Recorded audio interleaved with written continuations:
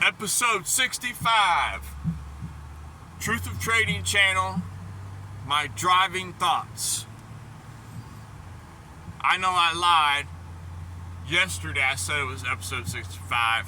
It was actually episode 64. My bad, homies, my bad. Today is the real 65.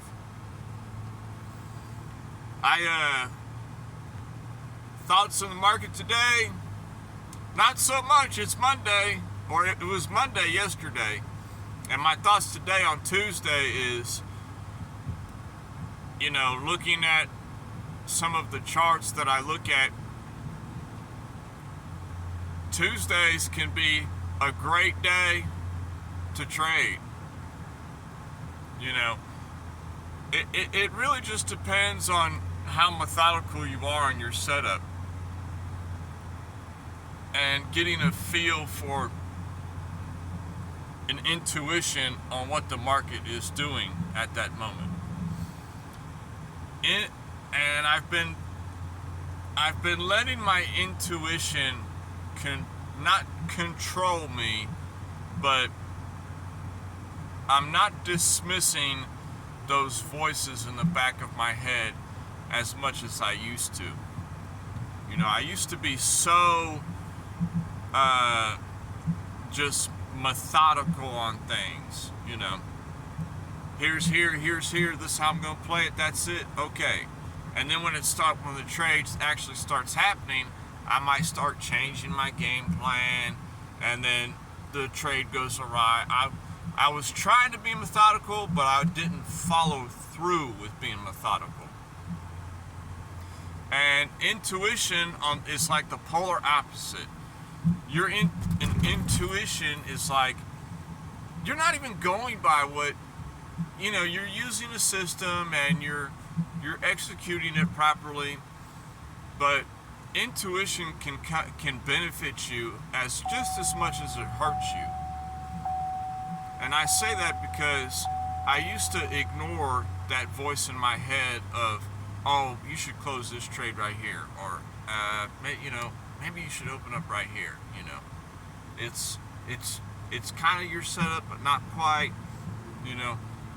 Intuition, experience, I don't know what you could say it. I had yesterday, Monday is generally it's not a very wise day to trade. Sunday night usually market open, that can be, to me, it's kind of 50-50 because it's such big movements on the market open. It's almost like miniature news days to me. If I'm looking at a particular thing to trade and it's Sunday night and we're at pretty high levels, I might consider a short from a particular area depending on how the TA looks, because a lot of times it'll just, as soon as the market opens, it'll just drop, or it'll do a quick wick up and then drop. And vice versa, if something's real low, I might go a small micro lot long on something that has a decent setup, just because of the fact that Sunday movements are so huge sometimes. But I was watching GBP USD the past couple days, and I had an idea for a long setup in play. Good TA, nice setup, and yesterday I had tried to get in on a couple of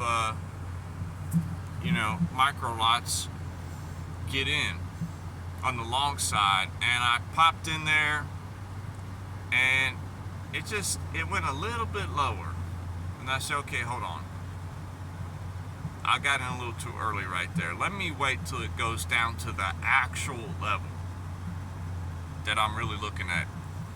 And a few hours later it went down to the actual level that I was considering in the first place. And and I entered in again there, a little micro lot, and it was dancing around, making that behavior, and I started thinking, okay, this is showing all the signs, And this is kind of the psychology of what happens when you're in trades, You enter in one time, you entered in too early. You entered in correctly on the second time, but it's playing games, it's dancing around. And then the third time, you see, okay, oh, there was a nice little, liquidity grab to the downside, real fast move, Okay, that was the move then. We flushed out all the weak hands per se, Now it's time to get in. This is the reversal now. So I had entered in a third time with a micro lot. So my intuition is telling me yesterday, okay, we're looking good now. We've grabbed the early entries. We've stopped out the majority of the on the level entries, and we've did a deep liquidity grab for some more people. But whatever you consider deep, it all depends on who's got money on the table. There could be more money below you or above you, and you always have to heed that. And that's why you always have to trade light according to your account size. And today, Tuesday, I'm at work and I see, okay, GBP USD, it had New York had decided that it wasn't low enough. There was more money to be had lower. And it dropped it. It dropped it down almost to the 886 fib I was looking at. And that was going to be my final stop, the 886. And it dropped it almost down to there. And then it reversed. It started going up, but it's still yet to make higher highs. And my intuition is telling me that this swing trade idea I have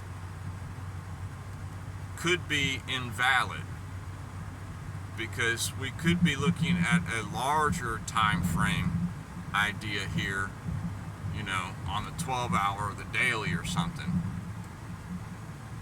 And you just have to keep those thoughts in the back of your head. You can't just ignore your intuition, because that's what gives us the edge. And the more experience you have, the better your intuition gets. And intuition can benefit you a lot, especially on the low time frame scalping maneuvers. You can get in and out and not take a big hit because you trusted your intuition. And we had some pretty decent scalps yesterday, in and out. We were getting some decent wins, 10%, 5%, we were doing pretty good, because we were just, okay, we're losing steam, okay, let's get out. And we would just close it. And regardless of whether it would continue in our favor or not, it didn't matter. We cut the trade when we were up, and we trusted our intuition. And just a mental note to myself to always not completely dismiss our intuition and mind, because there could be some thoughts there. But that's kind of the thought I had in my day today. It'll be interesting to go home and see how pound dollar's doing, and dollar yen. I was considering some shorts on the swing trade, and I would love to see a break of that 150 level. We keep playing with it, and it's like a tease. So we'll see if we ever get above that. That would be some aggressive short entries up there above the 150 level. You know, anything below 150 in my opinion is just, it's just early entry to me, you know. 150 is a nice psychological number, you know. And I feel like there's some good flushing out to be done up there. But that's all I got for today. Don't follow your gut wholeheartedly, but when you see certain setups play over and over and over again, just heed your intuition slightly. And I'll holler at y'all later. Peace.